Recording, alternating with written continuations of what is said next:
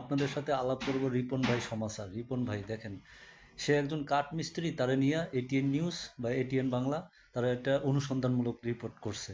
আরে ভাই, তোর কি কোনো খাইয়ে দিয়ে কাজ নাই? তুই একটা প্রথম সারির টিভি নিউজ চ্যানেল, তুই রিপনের কাছে কে? রিপন কি চোর বাটপার?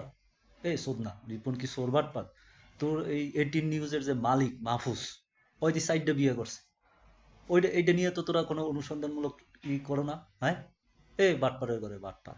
হ্যাঁ, ওই যে মাহফুজ এখন আবার ডক্টর লাগাইছে, যার গান শুনলে 3 দিন ঘুম আসে না। ওই যে প্রতি ঈদে কোরবানিতে কি গান গায়, গলা সুর, ওরে সুর। হ্যাঁ, এগুলো নিয়ে তো তোর এই অনুসন্ধান করস না? ওই এক বিডিরে কোন বিডিরে খালি বিয়ে করে, হ্যাঁ, আর ওরে নায়িকা বানায় হেলায়, ওরে গায়ক বানায় হেলায়, ওরে নিয়ে কোনো অনুসন্ধান?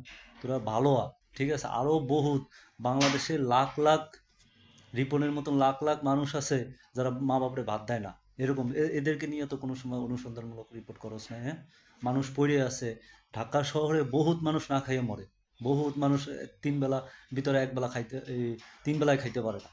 এদেরকে নিয়ে কোনো অনুসন্ধান রিপোর্ট করস না? আরে ভাই, হ্যাঁ, কি এমন ফেসবুকের ভিতর, ইউটিউবের ভিতর, টিকটকের ভিতর খালি রিপন রিপন রিপন, মনে হয় একটা পুরো দেশটা খাইয়া লাইছে।